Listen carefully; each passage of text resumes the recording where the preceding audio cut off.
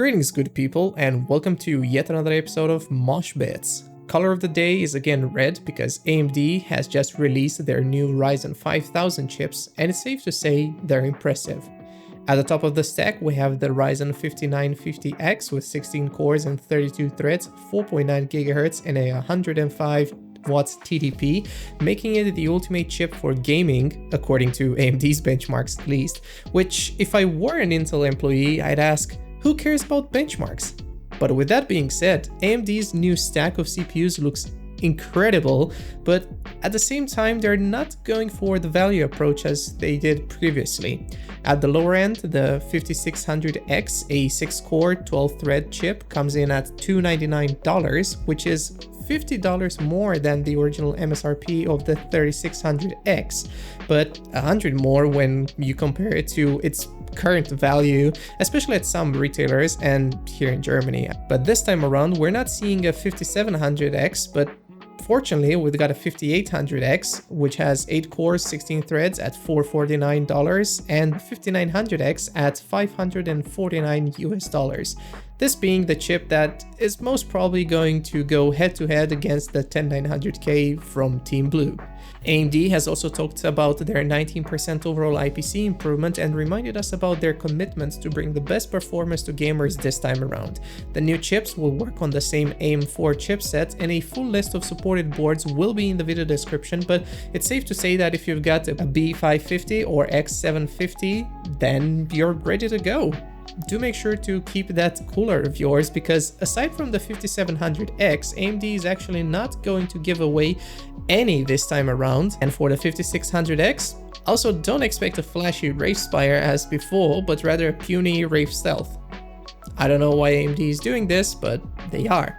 Now the new CPUs are going on sale on the 5th of November, so that leaves plenty of time to think if you want to upgrade, but I would say that the leaked benchmarks that I've presented in one of my previous MOSHBITS episodes were true, and with that being said, I still think that you should not necessarily trust AMD and their benchmarks, but rather wait for individual reviews, since they're going to tell more or less the full story. But you should also wait for Radeon and their event on the 28th of October and the independent benchmarks that will follow after that, despite having seen Dr. Lisa Su holding their shiny new Big Navi card, which should, in turn, challenge the 3080. Now this is also something that I've reported in a previous MOSHBITS episode, but this time around we've seen Big Navi hit above 60 FPS at 4K resolution in Borderlands 3, Call of Duty Modern Warfare and Gears of War 5, which should make a lot of Team Red fans really happy this time around, but let's just hope that pricing and availability won't leave them with a sour taste. And if you thought I was done with reporting on AMD news, then think again, because the company is allegedly in advanced talks to buy XILINX and enter the FPGA market. Now the rumor comes from Wall Street Journal, and according to them, AMD is ready to pay about $30 billion to seal the deal.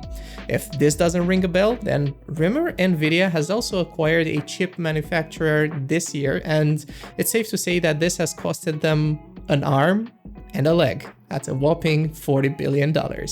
And if you're like me, when I was reading this yesterday, then I've left a link in the video description about what FPGA means and why AMD might even be interested in such a platform. And I've got to say, it's definitely interesting. So do make sure you get a read about that. It's also interesting to hear that Apple might be releasing its new ARM-powered MacBooks next month.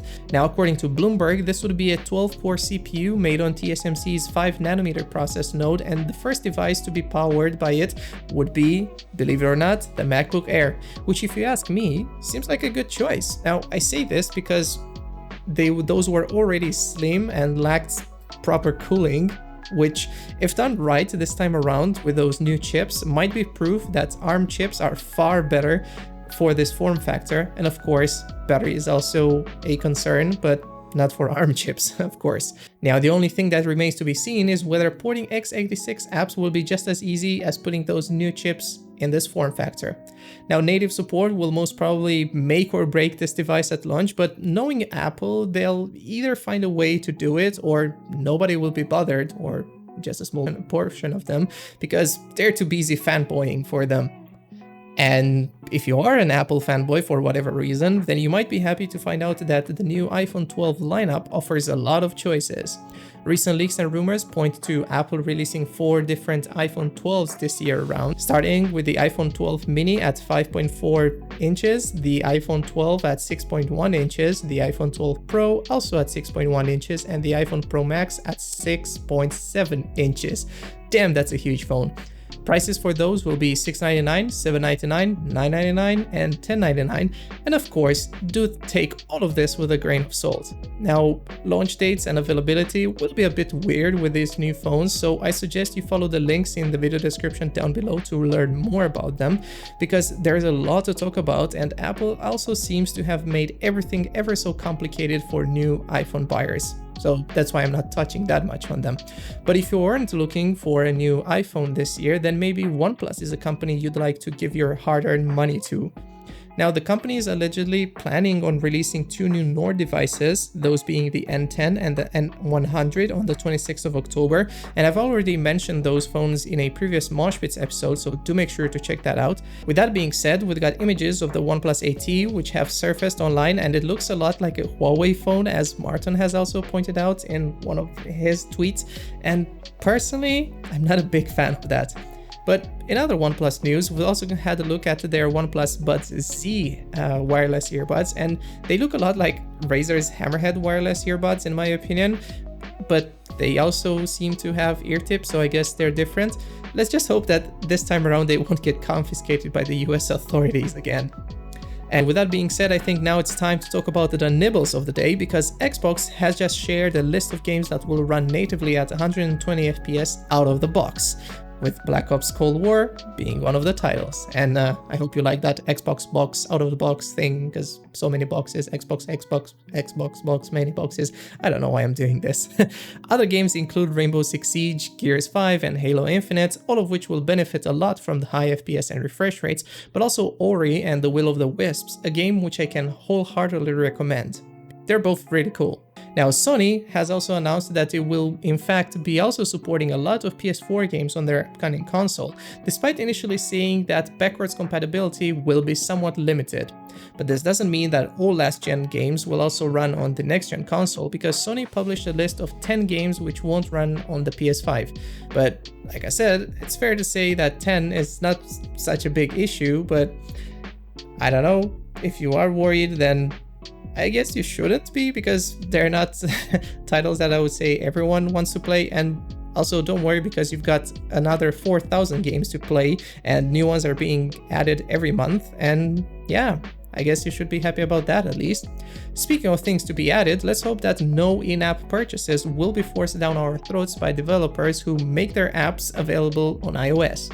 I say this because Proton Mail has allegedly been forced to include in-app purchases to its free email app, but Apple claims this is not true, motivating that, and I quote, "Free apps acting as a standalone companion to a paid web app-based tool don't need to use in-app purchases as long as the apps themselves don't offer purchases, and as long as the apps themselves don't ask users to make purchases outside the app. Developers can advertise different pricing on the web, TV, billboards, or anywhere else outside the App Store." And I end the quote over there. To me, this sounds a lot like Apple giving them the middle finger and telling them to advertise different prices somewhere else, or go to another platform, or don't even ask for money, because otherwise they're gonna have to pay the cut. And I'm asking this, Apple, why would they? Why would they add in-app purchases? And why on earth would Google turn YouTube into an advertising mess by adding even more ads and shopping options to its YouTube app? According to Bloomberg, YouTube is planning on adding even more annoying shopping options, which to me sounds like what Instagram has done recently, and my answer is plain and simple: for more money. And my reaction is, I hate it. Now let's also talk about, or ask, why Amazon is even trying to make its own games. And I guess the same answer probably applies to them as well, like in the YouTube case, to make more money. Or maybe it's also to launder them, because they've killed yet another game, and it wouldn't even be the first time they've done it. Now, I hope that this doesn't mean their streaming service will be bad, and I really hope that it will be better than Google Stadia at launch, but judging by their attempts at making games, I don't know what to say.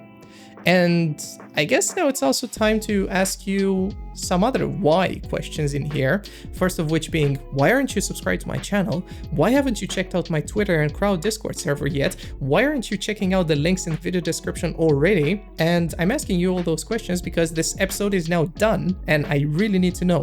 So tell me now in the comments down below why, and bye.